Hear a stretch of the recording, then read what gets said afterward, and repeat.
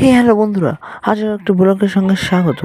তো আজ আমি দের গোপালের জন্য বাড়িতে তৈরি আমাদের বাড়িতে বানানো হচ্ছে গোপালের জন্য তিলের নাড়ু।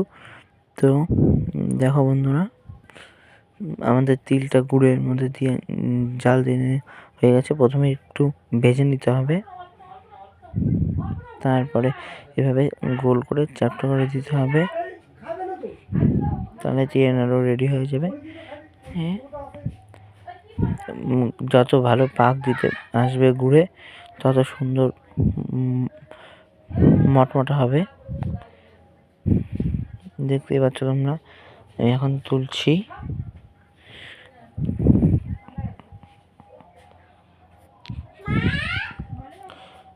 তো বন্ধুরা, আমাদের বাড়িতে গোপাল আছে।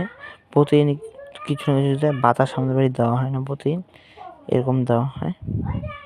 তো কেমন হলো তিলের নাড়ুগুলো কমেন্টে জানিও।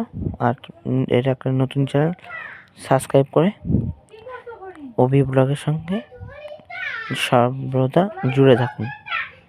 বাই বাই, আগামীকাল আর একটি ব্লগের সঙ্গে।